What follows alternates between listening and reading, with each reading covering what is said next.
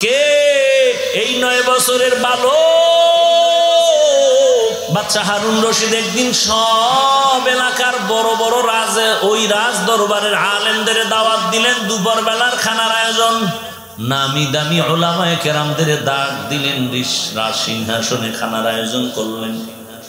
রাজপ্রাসাদে সব বড় বড় আলেম ওলামা চলে আসলেন। ওলামায়ে কেরাম আসার পরে ডাঁডে খাওন দিয়া দিলেন, পেট ভরে খাওন। রাজার খানা, এমন খানা যা আর জীবনে ভুলা যাবে না। খাওন বাদশাহে খাওয়াইছে, খাওয়া লওয়া শেষ, পেটের ভিতরে এখন হারুন রশিদের খানা ভিতরে আওয়াজ দিতেছে। বাদশা কয়, ওলামায়ে কেরাম কেমন মেহমানদারি হলো? বলে আলহামদুলিল্লাহ। খাওয়াইয়া তো এমনি ছেড়ে দিব না, আমার একটা বিষয় আমি জানার জন্য আপনাদের ডাকছি। সব আলেম বলে, বলেন কি আপনার জানার বিষয়? এই মূল ঘটনায় ঢুকতেছে। আপনার জানার বিষয় কি বলেন? বাদশা হারুন রশিদ বললেন, উলামায়ে কেরাম আপনারা আজ আমাকে চিনেন কিনা? বলে হ্যাঁ, আপনাকে চিনি। আমি হারুন রশিদকে আপনারা জানেননি? বলে জানি।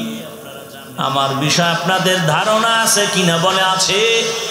তাহলে আমি বিস্তারিত বলবো না, শুধু আপনারা আজকে আমাকে বলে যাবেন আমি বাদশা হারুন রশিদ জান্নাতি নাকি জাহান্নামী। এতটুকু বলে যান, আমি জান্নাতি না জাহান্নামী। একজন একজন একজন করে সব আলেমদের এক আওয়াজ, আপনি জান্নাতি না জাহান্নামী বলার উপায় নাই। এতটুকু বলা যাবে, আপনি ভালো আমল করলে জান্নাতের পথে আছেন, জান্নাতি বলা যাবে না। আপনি যদি খারাপ আমল করেন জাহান্নামের পথে আছেন, জাহান্নামী বলা যাবে না। খাওয়াইয়ে লাভ হইল কি? খাওয়াই লয়ে যদি সরকার আপনাকে দাওয়াত দেয় আর খাইয়ে লয়ে যদি বলতে না পারেন যে আপনি জান্নাতি, খাওয়ানে লাভ কি? সব আলেমের এক আওয়াজ সম্ভব না। বাদশা হারুন রশিদ মন বেজার করে চুপচাপ বসে আছে। ঠিক আছে, তো জান, বলতে না পারলে কি করার? আমার খাওন যে ভিতরে ঢুকাইছেন এটা ফেরত তো নেওয়া যাবে না। সব ওলামায়ে কেরাম যখন চলে যাবেন, ঠিক এই টাইমে ওলামায়ে কেরামের মজলিস থেকে একজন পেছন থেকে একটা 9 বছরের বালক দাঁড়ায় গেল। ডাক দিয়ে কয়, বাদশা জাহাপনা, বেয়াদবি ক্ষমা করবে, যদি অনুমতি দেন আপনার প্রশ্নের জবাব আমি দিব। সবাই তাকায় রয়েছে। আরে আমরা বড় বড়রা ফেল করলাম, কে এই 9 বছরের বালক? এ আবার কি জবাব দেয়? সবাই বইছে শুনি বাচ্চা কি বলে। কাঁচামরিচ ছোট হলেও কিন্তু ছোট না, সাপ ছোট মনে কইরা অবহেলা কইরো না। ছোট সাপের কামড়ের মধ্যেও কিন্তু বিষ আছে না? বরং বড় সাপ দেখলে ফিডা দেওয়া যায়, ছোট সাপ তো দেখা যায় না, ফট করে পকেটে যদি ঢুকে যায়। ছোট সাপের উপরে আরো ভয়। আরে এলেম আছে তো আল্লাহ পাক বরকত দান করেন, আলেম ওলামা সব যাবে, বসে গেল। 9 বছরের বালক বলে, আমি জবাব দিব। দাও না, এত সোজা রাস্তা করে দেন, আপনার সামনে আমাকে আসার মতো ব্যবস্থা করেন।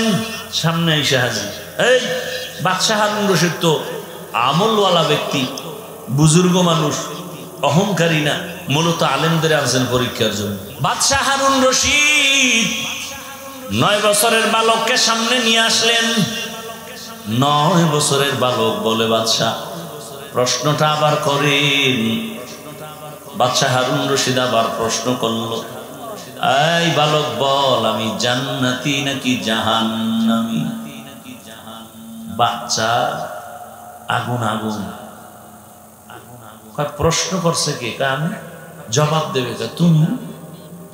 বেয়াদবি মাফ করবেন, সাময়িক সময়ের জন্য বলেন, প্রশ্নকারীর মর্যাদা বেশি না উত্তর দেনেওয়ালার? উত্তর যে দিবে সে তো একটু হলেও মর্যাদাবান। 9 বছরের বালক বলে, বাদশা জাহাপনা, বেয়াদবি ক্ষমা করবেন, আপনি আমি জবাব দেওয়া পর্যন্ত আমাকে চেয়ারে বসায় দেন, আপনি নিচে বসেন। বাদশা হারুন রশিদ বুজুর্গ মানুষ, বাচ্চার কথাটা তিনি অন্তরে নিয়া হুকুম দিলেন, তাড়াতাড়ি নিচে বসার ব্যবস্থা করো, আমি নিচে নামি। ওই বালকের চেয়ারে বসায় দাও, সিংহাসনে বসায় দাও। ও আমার যুবক বাবারা, ভালো করে শুনো,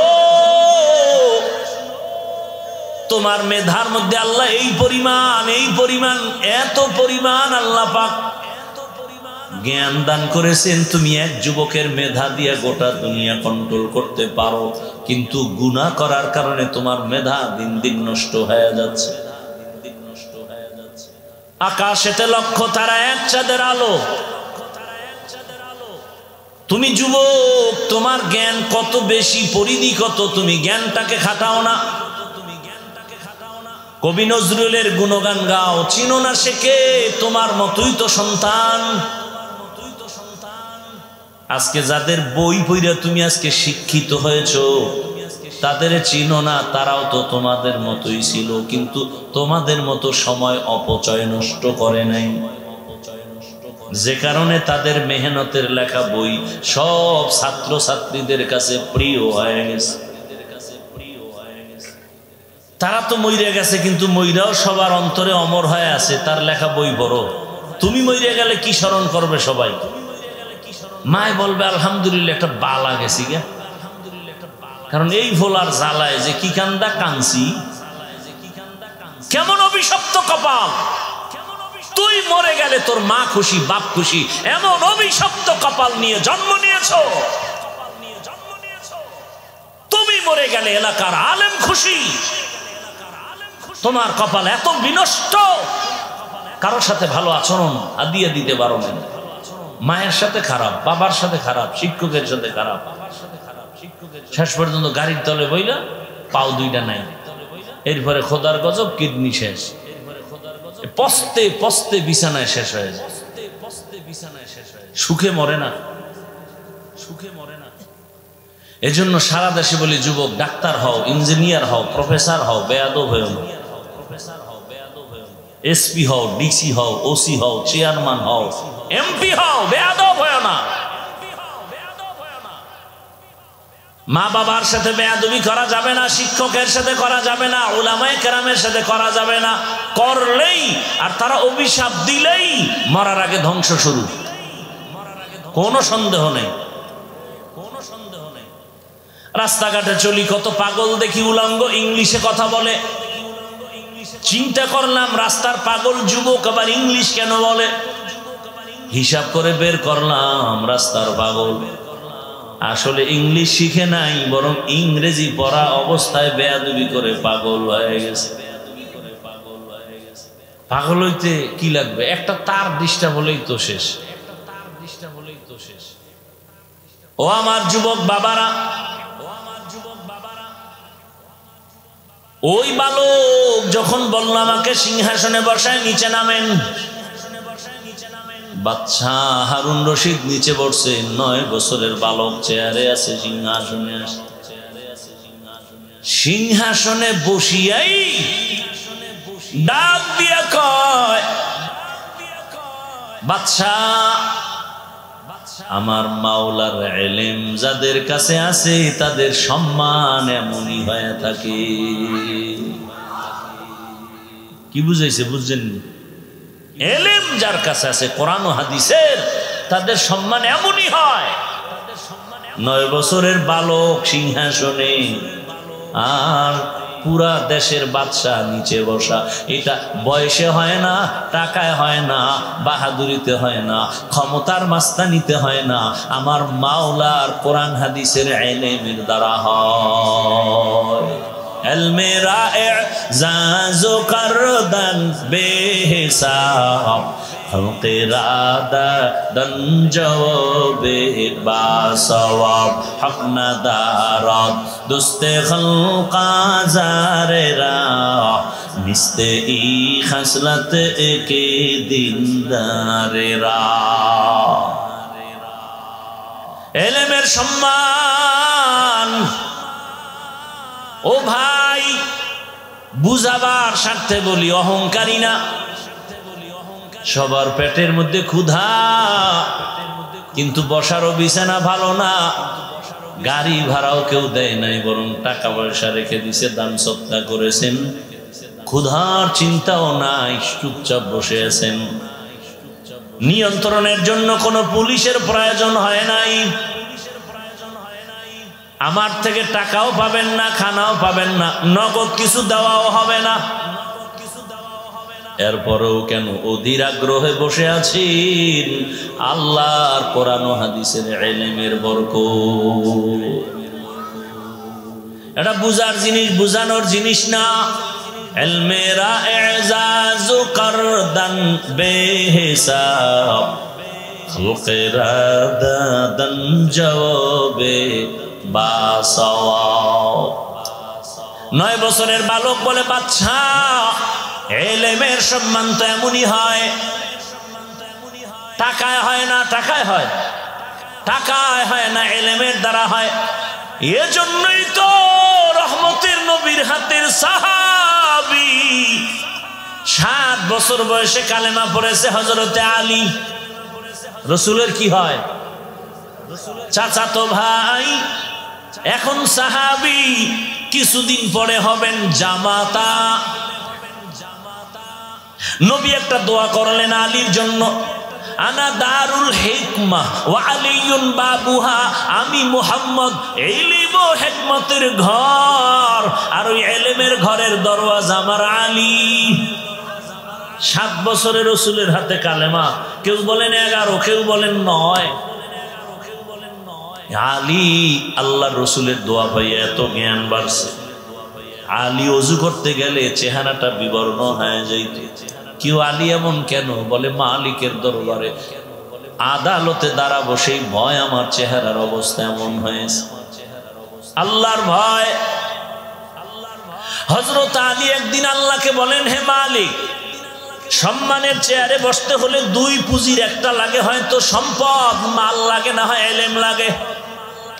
ও আল্লাহ, তুমি আমাদের ইলম দিয়েছো, টাকা পয়সা দাও নাই, খুশি হয়ে গেলাম। রাজিনা কিসমাতাল জাব্বার ফিনা লানা ইলমুন ওয়ালিল আ'দাই মালুল ফাইন্নাল মা লা ইয়াফনি আন কারিবিন ওয়া ইন্নাল ইলমা বাকিন লা ইয়াজালু।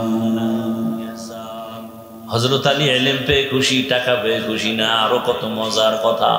হযরত আলী বলেন, আমি ইলম পেয়ে খুশি, টাকা পাইয়া খুশি না কেন? কয়, টাকাওয়ালার টাকা আজ আছে, কাল থাকবে না, আর ইলমওয়ালার ইলম সিনায় ডুববে, কখনো বিদায় হবে না। টাকাওয়ালার যত টাকা বাড়বে তত দুশমন বাড়বে না বন্ধু?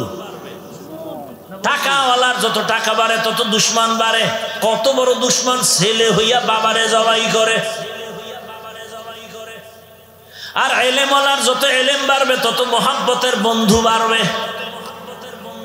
3 নম্বরে, টাকাওয়ালার যত বয়স বাড়ে সবার ঘৃণা বাড়ে। ইলমওয়ালার যত বয়স বাড়ে সবার ভালোবাসা বাড়ে। বুঝেননি? টাকাওয়ালার বয়স বেড়ে গেছে, অসুস্থ, ছেলে কয় মরে না কা, মেয়ে বলে মরে না কেন, স্ত্রী বলে মরে না কেন, কতবার হসপিটালে দৌড়াবো, ইমামের কয় জালালি খতম লাগাও। আর কোরআন ও হাদিসের ইলমওয়ালা যত বয়স বাড়ে এত সম্মান। অন্যান্য আলেমরাও পর্যন্ত দাঁড়ায় থাকে তার জুতা টানার জন্য। ঠিক নেই? হাটাজারি হযরতের পেছনে কত দৌড়াচ্ছে উলামায়ে কেরাম। এটা টাকায় হয় না, ক্ষমতার চেয়ারে হয় না, ইলমের বরকত। কোটি টাকার মালিক দেখো, অভাব হয় না দূর, গরিবে ঘুমায় আরাম করে, মনটা বাহাদুর। ফেরাউনের লাশটা দেখো মিশর জাদু ঘরে, খায় না মাটি, পোকা মাছি সবাই ঘৃণা করে। হৃদয় থাকিবে যার নম্রতা সদা, রহমত আসিবে সেথা প্রভুর ওয়াদা। বড়র বড়াই থাকলে দিলে রহমত আসবে না, নিজেকে নিজে ছোট মনে করিও সদা। উঁচু জমিন থেকে পানি নিচু জমিনে যায়, তেমনি খোদার রহমত আসে নম্রতার হৃদয়। ভোগবিলাসের বাড়ি গাড়ি পরে রবে সব, থাকতে সময় স্মরণ করো আল্লাহ আমার রব।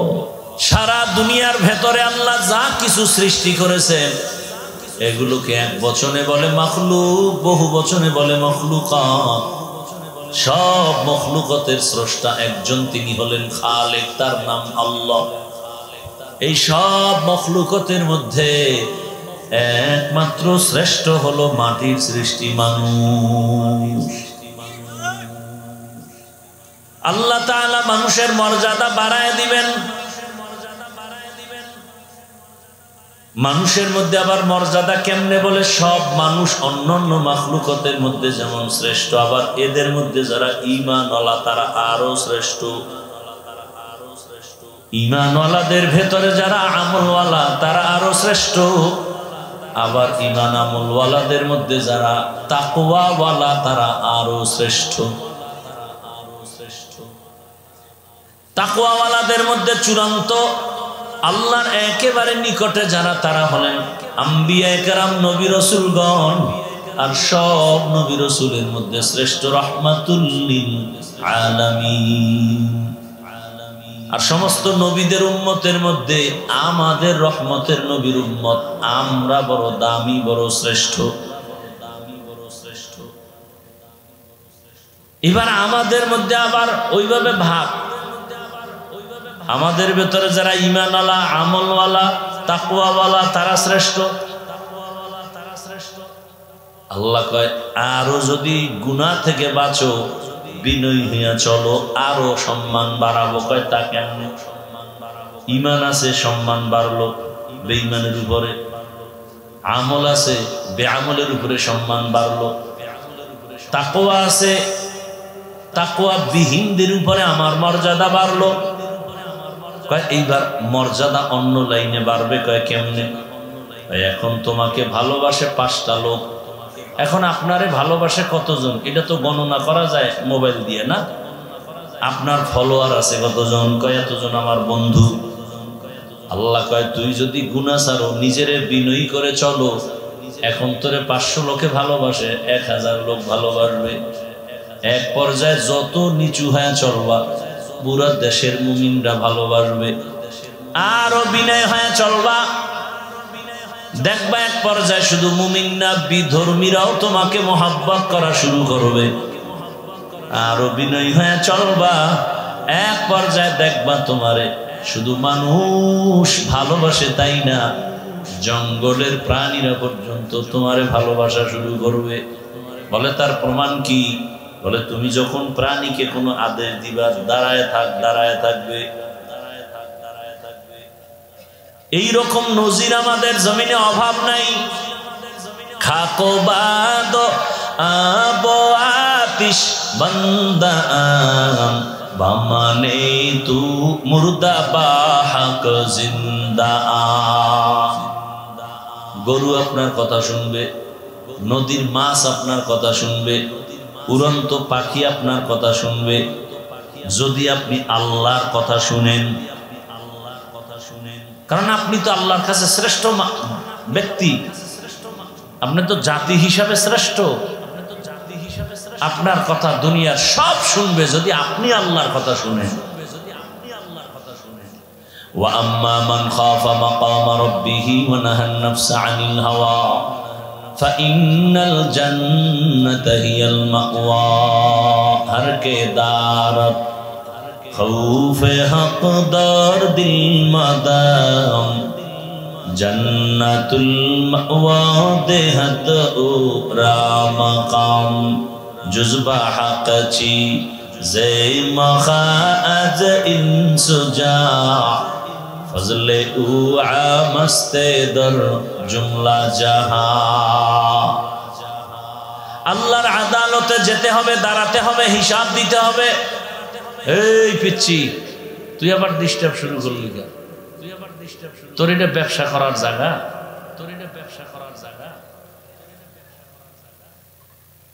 আল্লাহর আদালতে দাঁড়াতে হবে, হিসাব দিতে হবে। ভয় কেন? সেই আদালত হবে বড় ভয়ঙ্কর। দুনিয়ার আদালতে যদি মামলা হয়, মামলা হওয়ার পরে সত্য মিথ্যা যাচাই পরে হবে, আগে জেলখানায় ঢুকাইয়া লাও। 15 বছর পর্যন্ত জেলে ছিল, এখন বিচারক কয় কোনো দোষ নাই। 15 বছর কেন মিথ্যা মামলায় জড়িত করা হলো? কোন দিন এই জমিনে একটা আইন হবে, যারা মিথ্যা মামলা করবে ওদের 6 বছরের জেল হবে, টের পাইলেই। এই মিথ্যা মামলাগুলো কোনোদিন গ্রহণযোগ্য হবে না। তদন্ত সাপেক্ষে যদি প্রমাণ হয় সে মিথ্যা মামলা করছে, 6 বছরের কারাদণ্ড। তাহলে এই জমিনে কোন নিরপরাধীর বিরুদ্ধে মামলা করতে পারবে না সুবিধাভোগীরা। আল্লাহ হেদায়েত দান করুন। মিথ্যা মামলা যারা করে আল্লাহ ওদেরকে হেদায়েত দেন, না হয় খুব তাড়াতাড়ি ওদেরকে ধ্বংস করে দেন।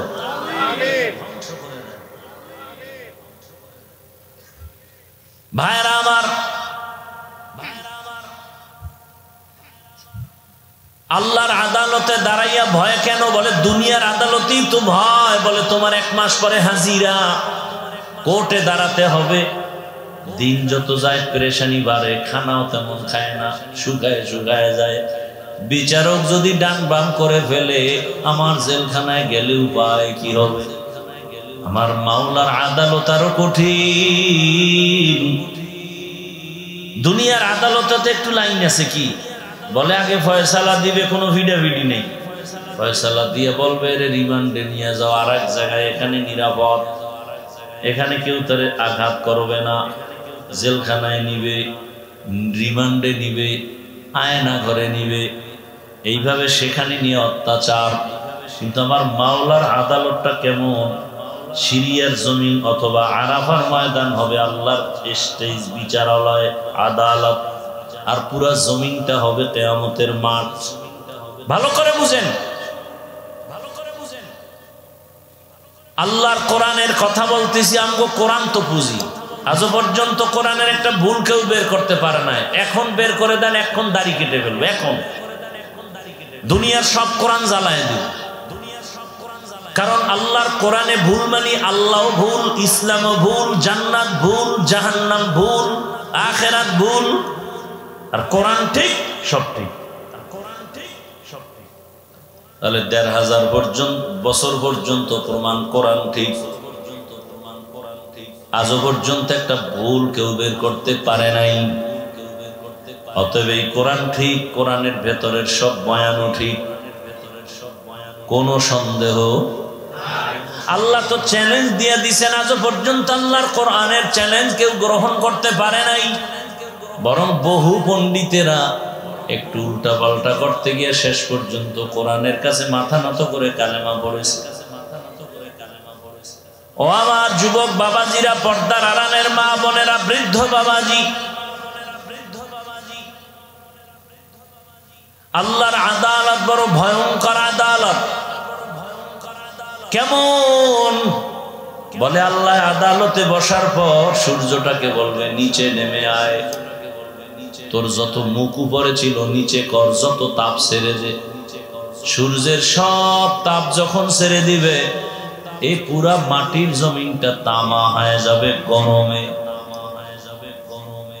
স্বর্ণ হবে না, রূপা হবে না, লোহা হবে না, হবে তামা। কেন তামার জমিন হবে? তামার পাতের মধ্যে, ধাতুর মধ্যে একটা গুণ আছে যেটা লোহার মধ্যে নাই, স্বর্ণের মধ্যে নাই, রূপার মধ্যে নাই। তামার ধাতু যেমন লোহার বিশাল একটা বড় অংশ, এক মাথা যদি গরম করে অন্য মাথা গরম হবে না। স্বর্ণেরটাও এমন, রূপারটাও এমন। কিন্তু তামা এক অংশ গরম হলে পুরো অংশটাই গরম হয়ে যাবে। ইনসাফের আদালত হবে হাসরের মাঠ।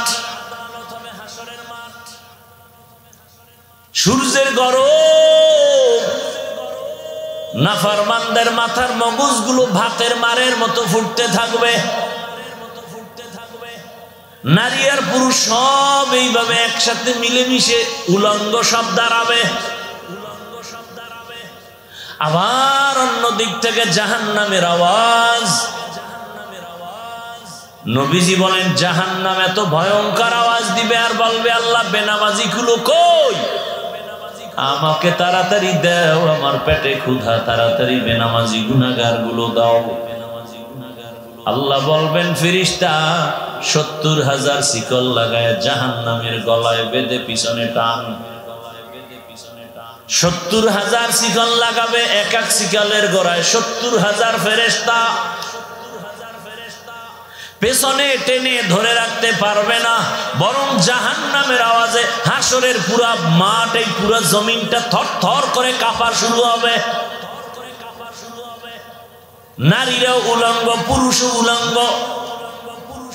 এদিকে আল্লাহ আল্লাহ কয় আমিও কঠিন এক রাগান্বিত ভাষণ দিব, লিমানিল মুলকুল ইয়াউম লিল্লাহিল ওয়াহিদিল কাহ্হার।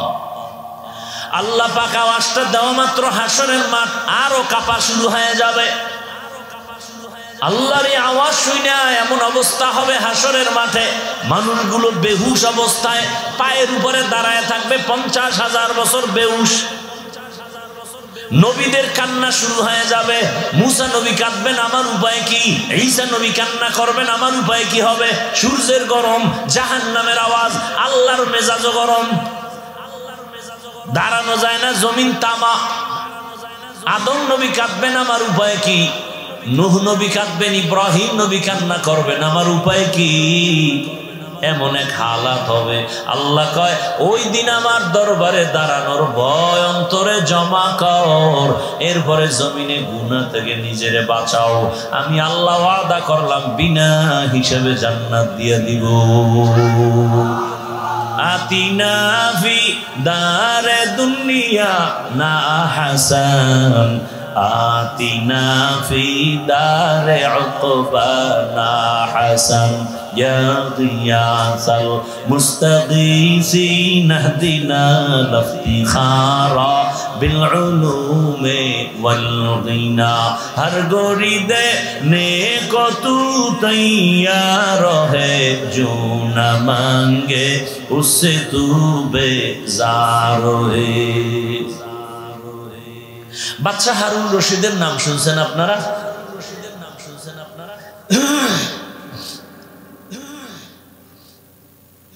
রাষ্ট্র চালায়, মসজিদও চালায়,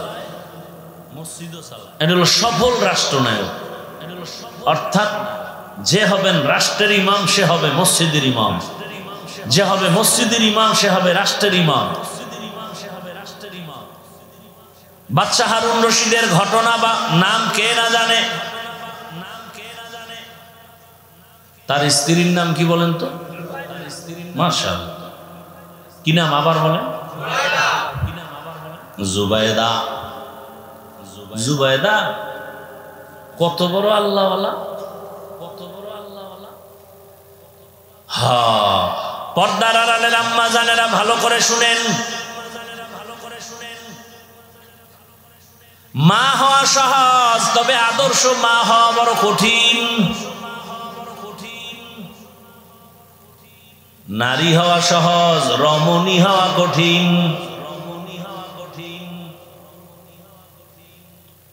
জুবাইদা খাতুন বাদশা হারুন রশিদের স্ত্রী, তার ১০০ কাজের লোক ছিল, সব নারী। কয়শো? ভালো করে মনে রাখেন, মা বোনেরাও ভালো করে শুনেন। বাদশা হারুন রশিদের স্ত্রী জুবাইদা, কাজের নারী কতজন তার ঘরে?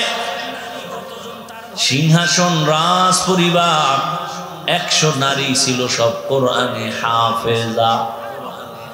আরো আস্তে করে বলেন। জুবাইদা খাতুন সিদ্ধান্ত নিলেন, আমার রাজবাড়িতে অল টাইম আমার মালিকের তেলাওয়াতের কোরআনের আওয়াজ বের হবে, ১ সেকেন্ড যেন তেলাওয়াত ছাড়া আমার ঘর খালি না যায়। কেমনে?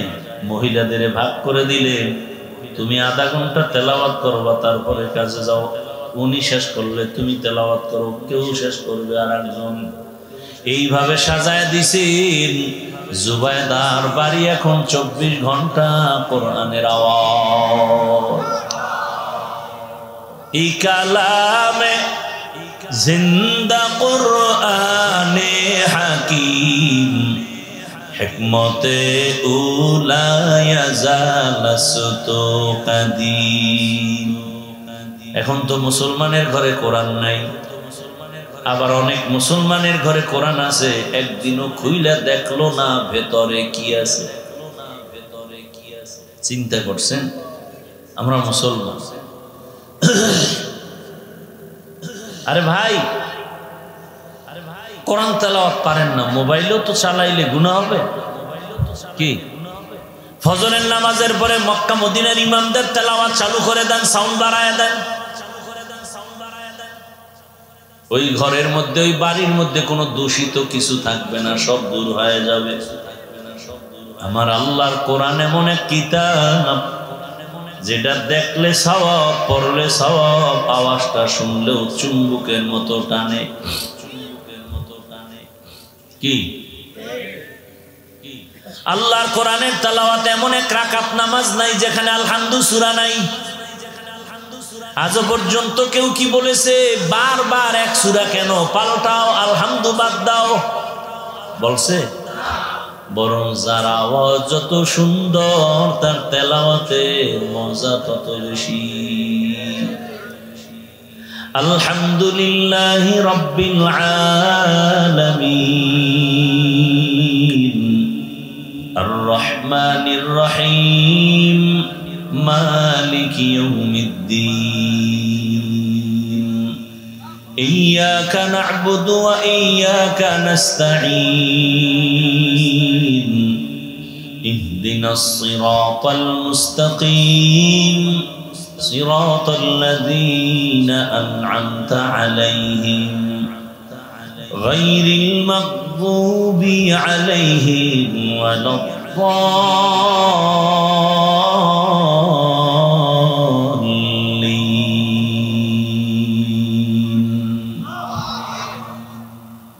ইয়াসিন ওয়াল কুরআনিল হাকীম ইন্নাকা লামিনাল মুরসালিন আলা সিরাতিন মুস্তাকিম তানজিলাল আজিজির রহিম লিতুনযিরা কওমান মা উনযিরা আবাউহুম ফাহুম গাফিলুন লাকাদ হাক্কাল কওলু আলা আকসারিহিম ফাহুম লা ইউমিনুন ইন্না জাআলনা ফি আ'নাকিহিম আগলালা ফাহিয়া ইলাল আযকানি ফাহুম মুকমাহুন ওয়াজআলনা মিন বাইনি আইদিহিম সাদ্দাও ওয়া মিন খালফিহিম সাদ্দা ফাআগশাইনাহুম ফাহুম লা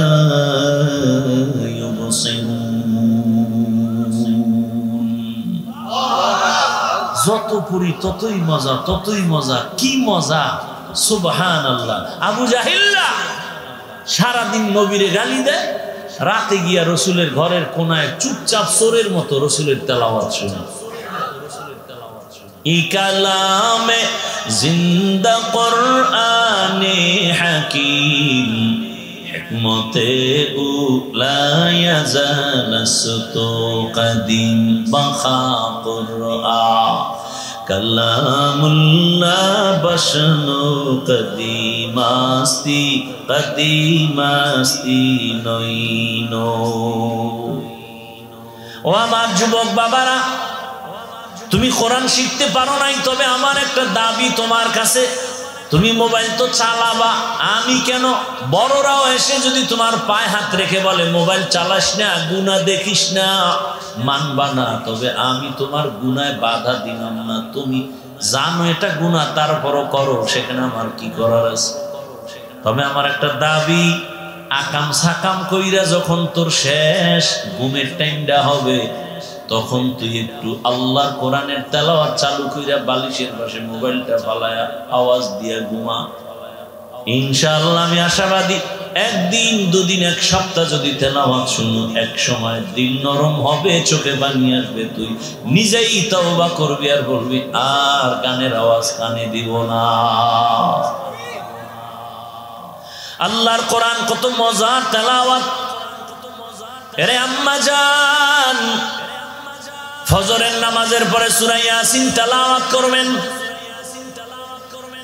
সারা দিনের জন্য আল্লাহ আপনাকে ফেরেশতা দিয়ে পাহারা দিবে, ঘরের মধ্যে রহমত আসবে। যোহরের নামাজের পরে সূরাতুল ফাতাহ, কেউ বলেন সূরাতুর রহমান তেলাওয়াত করেন। আসরের নামাজের পরে সূরা নাবা তেলাওয়াত করবেন। মাগরিবের পরে সূরা ওয়াকিয়া তেলাওয়াত করবেন। এশার নামাজের পরে সূরা মুলক তেলাওয়াত করবেন। নামাজে 5টা সূরার তেলাওয়াত যদি করতে না পারেন, আমার মালিকের আদালতে কি নিয়ে দাঁড়াবেন? জুবায়দা খাতুনের 100 মহিলা হাফেজা, 24টা ঘন্টা তেলাওয়াতের আওয়াজ। আর আপনার ঘরে 24 ঘন্টা গানের আওয়াজ। কি তেলাওয়াতের আওয়াজ নাই? আমার আল্লাহর কোরআন যেখানে তেলাওয়াত হবে, ওই জায়গা রহমতের দ্বারা ভরপুর হয়ে যাবে। জুবায়দা খাতুন স্বপ্ন দেখতেছে, বাইতুল্লাহর কিনারায় জুবায়দা দাঁড়ানো আছে। খুব খেয়াল করিয়েন, কিন্তু বাইতুল্লাহর পাশে জুবায়দা দাঁড়ানো, আর দেখতেছে সারা দুনিয়ার মানুষ সেই জুবায়দার সাথে জিনা করে। বুঝেননি কিছু? না ঘুমান? আপনারা তো রাত্রে ঘুমান না, এখন ঘুমান কেন?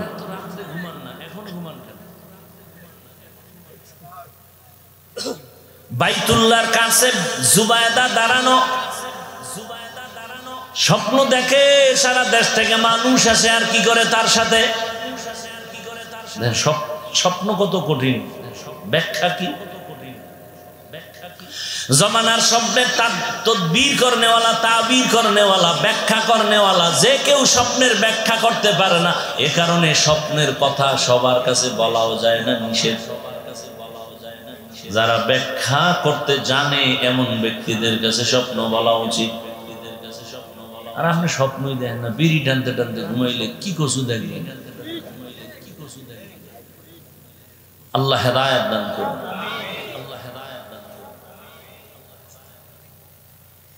ওই জামানার একজন স্বপ্নের ব্যাখ্যাকারী ইবনে সিরিন রাহমাতুল্লাহ আলাইহি কাজের লোকের পাঠায় দিছে, যাও আল্লামা সিরিনের কাছে যাও,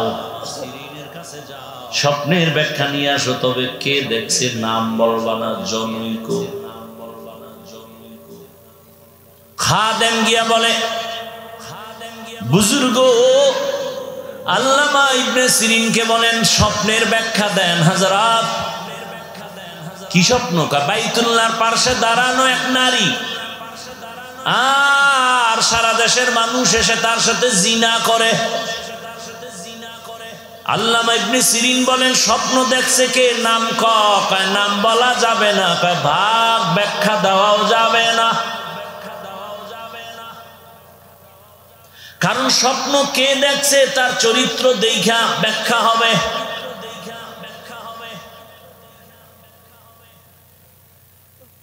ফিরে আইছে জুবায়দার কাছে আসার পরে নাম নাই, ব্যাখ্যাও নেই, কি করার, পেছেই ঘুরে গেল।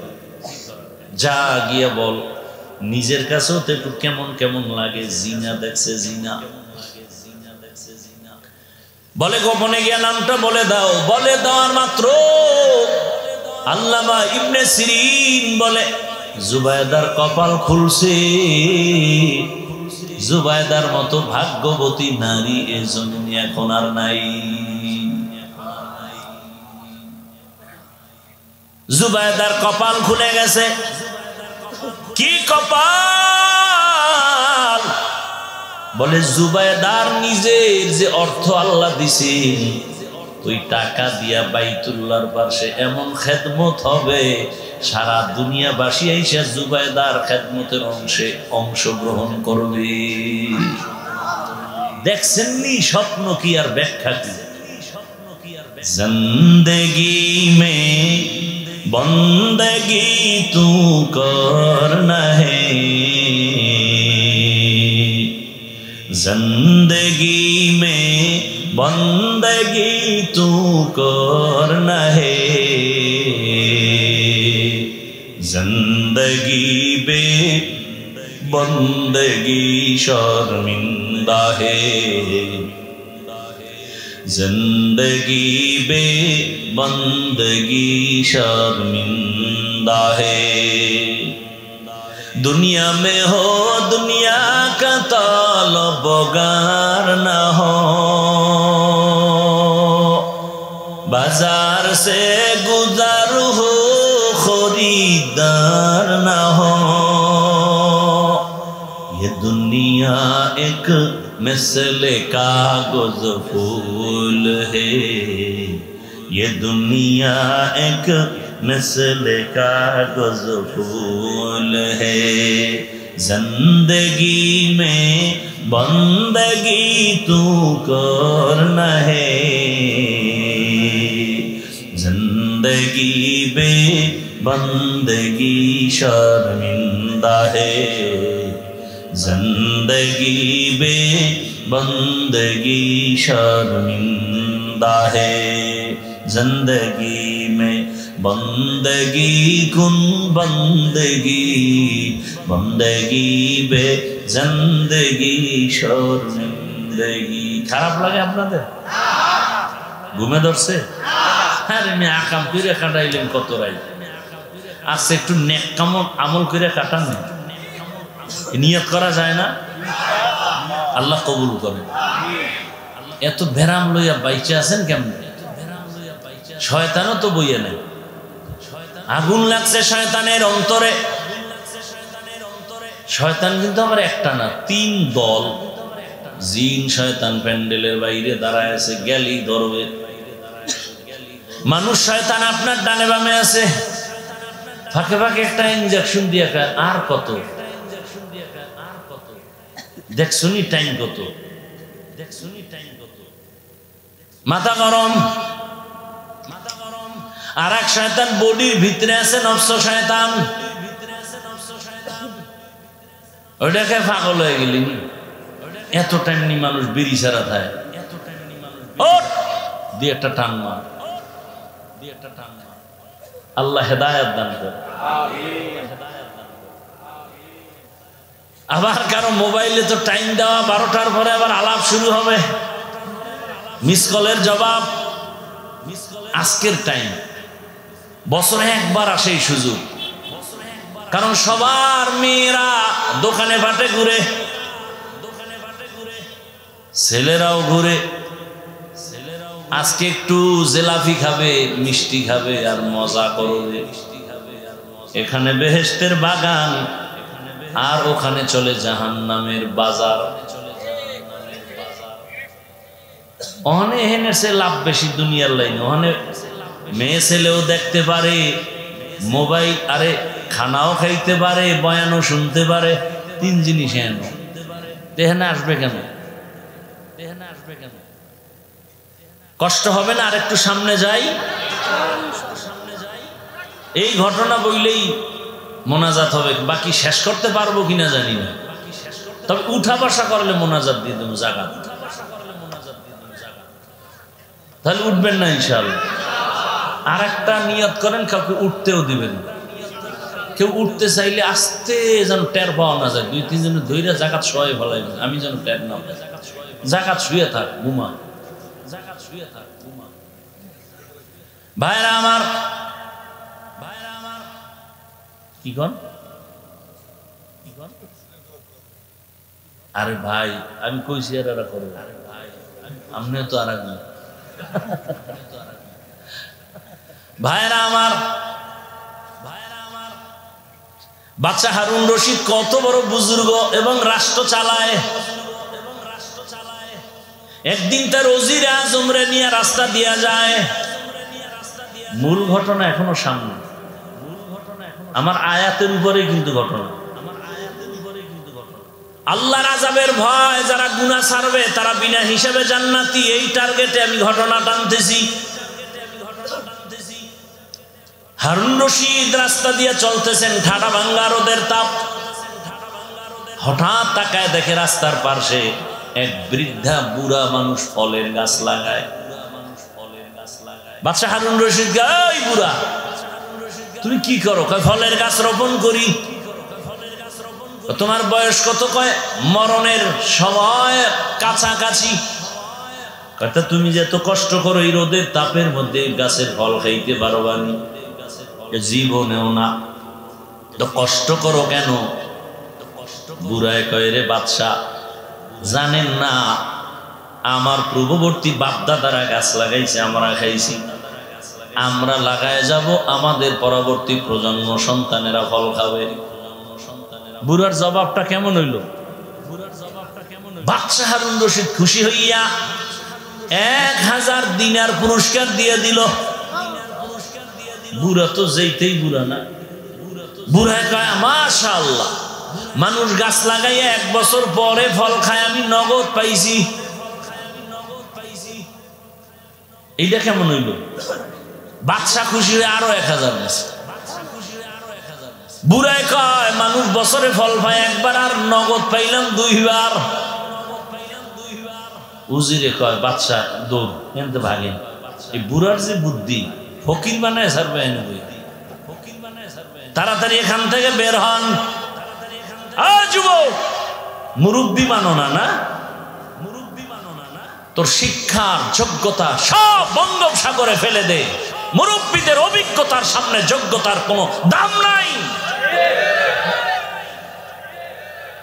শিক্ষাগত যোগ্যতার থেকে কোটি গুণ পাওয়ারফুল অভিজ্ঞতা। তুমি ইঞ্জিনিয়ার, কিন্তু ড্রাইভার গাড়ি নষ্ট হয়ে গেছে, তুমি কিছুই পারো না। কিন্তু ইঞ্জিনিয়ার পাস কইরাও তুমি বুঝো না ইঞ্জিনের অবস্থা কি। কিন্তু দস্তখত দিলে কলম ভাঙে, এই মূর্খ ইঞ্জিন ধরলেই 5 মিনিটে ঠিক হয়ে যাবে। এটা যোগ্যতা না, এটার নাম হলো অভিজ্ঞতা। এটার নাম কি? অভিজ্ঞতা। মুরব্বী মাইনো কাজে লাগবে। মুরব্বী মানলে দুনিয়াও লাভ, আখেরাতেও। বাদশা হারুন রশিদ আর একটু বসবেন, আল্লাহ কবুল করেন। এবার 9 বছরের বালক ডাক দিয়ে কয়, বাদশা বেয়াদবি মাফ করবেন, আর একবার প্রশ্ন করেন। বাদশা বলে, আমি জান্নাতি না জাহান্নামী, জবাব দাও। 9 বছরের বালক বাদশাকে বলে, আমার একটা প্রশ্নের জবাব দেন আগে। আচ্ছা, আপনার জীবনে এমন কি কোনো দিন ঘটনা হয়েছে? এমন কি?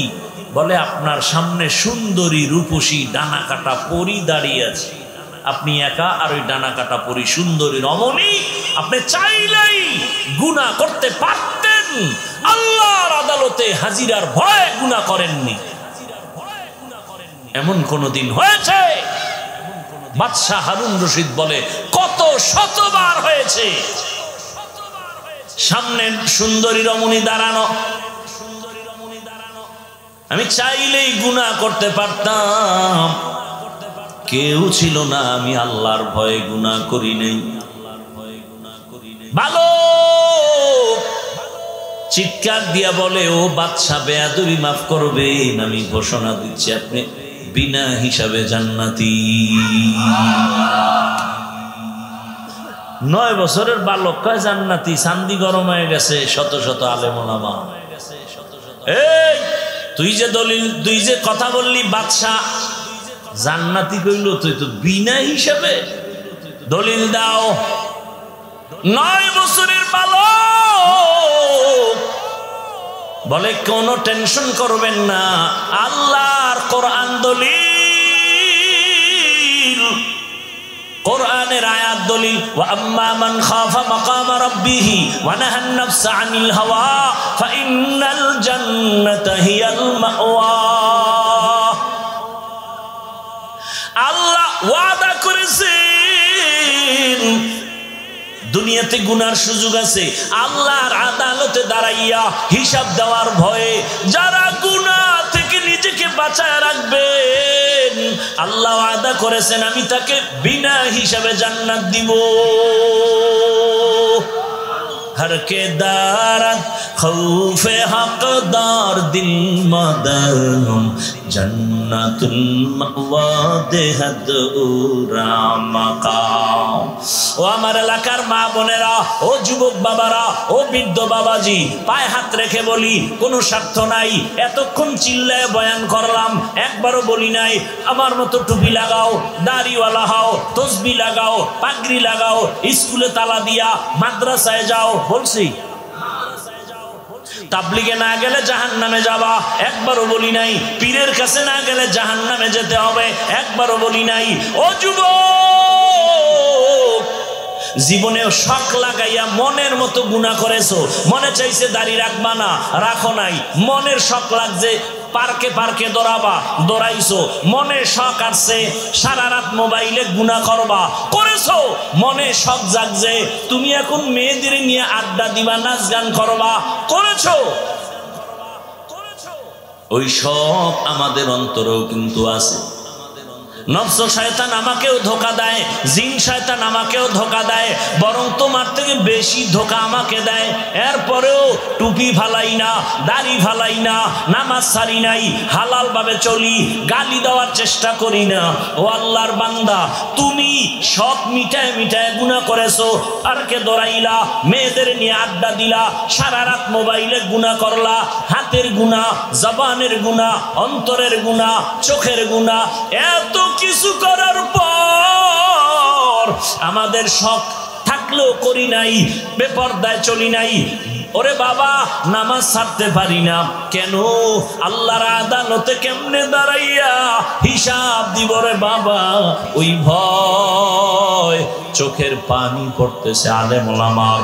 ওরে বাবা, আমগো কথা বাদ দাও, 10 জন সাহাবা জান্নাতের টিকিট তো দুনিয়ায় পাইছেন, তোমরা সবাই জানো যুবক বাবারা। ওই 10 জনের মধ্যে প্রথম আবু বকর, ইতিহাস বলতে গেলে অনেক, ওই আবু বকরের ইতিহাস দেখো, কান্না কান্না কান্না, ওমরের ইতিহাস কান্না। ঈদের দিন সবাই বাড়ি বাড়ি ঘুরে আর আনন্দ করে। আরে ওমরে ফারুক দরজার ভিতরে তালা লাগাই দিছে, ভেতরে বয়ে কান্না করে। আবু হুরায়রা রাদিয়াল্লাহু আনহু জিজ্ঞাসা করেন, খলিফাতুল মুসলিমিন, আপনি তো আজকে ঈদের খবর রাখছেন, নামাজ পড়েছেন, কান্না করেন কেন? আজকে তো খুশির দিন। আরে ওমর ডাক দিয়ে কয়, আবু হুরায়রা, আনন্দ তো ওই ব্যক্তি করবে যার মধ্যে কোনো পেরেশানি নাই। আবু হুরায়রা বলেন, আপনার পেরেশানি কিসের? বলে, রমাজান চলে গেল, রোজা রাখছি, কবুল হইল কিনা পেরেশানি, নামাজ পড়েছি, তারাবি পড়লাম, কবুল হলো কিনা চিন্তায় অস্থির, জাহান্নামের আগুন থেকে নিজেরে ক্ষমা করাইতে পারলাম কিনা আমি পেরেশান। আবু হুরায়রা কয়, জান্নাতি 10 জন সাহাবাদের মধ্যে আপনি তো দ্বিতীয়, আপনার মর্যাদা অনেক বেশি। ওমর ডাক দিয়ে কয়, আবু হুরায়রা, যেই আল্লাহ জান্নাতের টিকিট দিয়েছেন, ওই আল্লাহ যদি বেজার হয়ে যায়, টিকিটটা ক্যান্সেল হয়ে গেলে আমার কি উপায় হবে? হাসরের ময়দানে রহমতের নবীর বয়ান, যদি নবীরাও কান্না করে, আমগো উপায় কি হবে? ও এলাকার মা বোনেরা, ও বৃদ্ধ বাবাজিরা, ও যুবক বাবারা, সাহাবায়ে কেরামের অবস্থা যদি এমন হয়, আপনার অবস্থা কেমন একটু চিন্তা করেন। কয়দিন আর যৌবনের বাহাদুরি করবেন?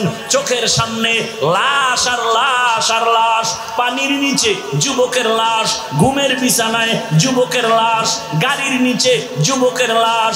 ও যুবক, স্কুলে পড়ো বাধা নাই, কলেজে পড়ো বাধা নাই, চাকরি করো বাধা নাই, ডাক্তার হও, ইঞ্জিনিয়ার হও, এমপি হও, এসপি হও, বেয়াদব হইও না। তার মানে মা বাবার সাথে বেয়াদবি করে বরদোয়া নিও না, শিক্ষকের সাথে বেয়াদবি করে বরদোয়া নিও না, ওলামায়ে কেরামের দোয়া নিয়া সামনে আগাও।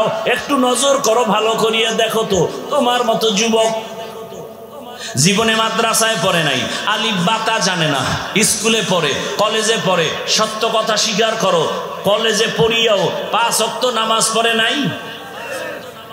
তোর কপালে তোর জুতা দিয়া বাড়ি মার, তুই পারস না কা? কার বরদোয়া লাগাইছো কপালে? আমি কি হুজুরের কথা বলছি? তোমাকে দিয়া তোমাকে বুঝাচ্ছি। তোমার লাইনের যুবকটা স্কুলে পড়ে, নামাজ পড়ে, তুমি পারো না কেন? আল্লাহ মানুষকে বিবেক দিছে, হিসাব করো। তোমার মতো যুবক তাকায় দেখো রে, আবার আমি পুলিশ বিডিআরের চাকরি করে 5 ওয়াক্ত নামাজ পড়ে, বলো তুমি পারো না কেন?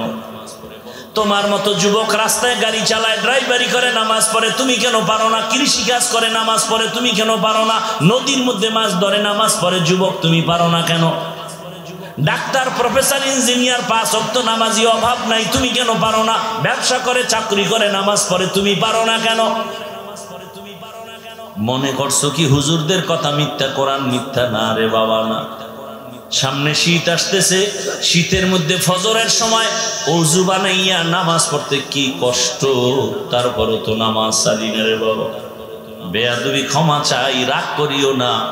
ও আম্মা জানের, আব্বাইকের আওয়াজ শুনতেছেন, মনে কি চায় না একটা আদর্শ সন্তানের মা হয় কবরে যাবে?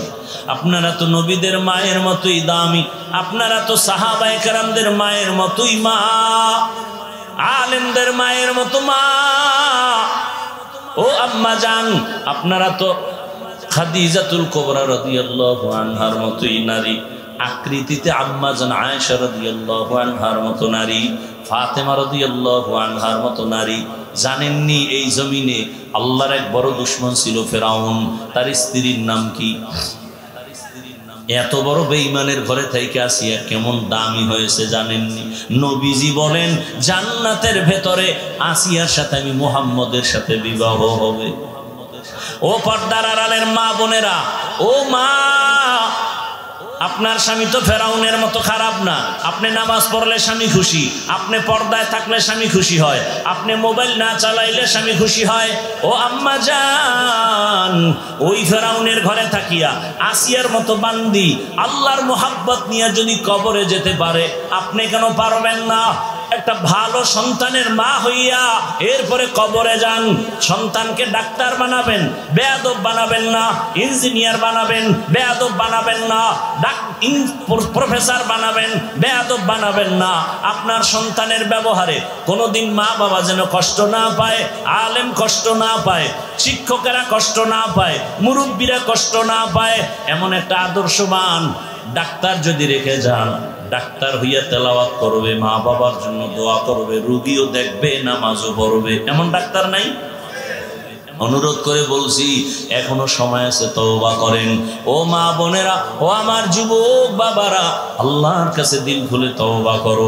মনে মনে গোপনে আল্লাহকে বলো, হে আল্লাহ, তুমি দয়া করে এই মাঠে নিয়ে আসছো, বয়ানের শুরুতেই শুনছো ওই আবু জাহালের কপালের কথা, ওমরের কপালের কথা, মনেরে বুঝাইয়া শুধু একটা কথা আমার আল্লাহকে বলো, হে আল্লাহ, মনের জালমিটায় তো দাড়ি কম কাটি নাই, নামাজ কম সারি নাই, বেপরদায় কম চলি নাই, আজকে তৈরি হয়ে গেলাম, কোন দিন মরণ হবে জানা নাই, আজকে তওবার নিয়ত করে ফেললাম, আর নামাজ ছাড়বো না, দাড়ি কাটবো না, বেপরদায় চলবো না, মা বাবার দোয়া নিয়া, শিক্ষকের দোয়া নিয়া, ওলামায়ে কেরামের দোয়া নিয়া, নবীর আদর্শ মেনে জীবনটাকে চালাবো।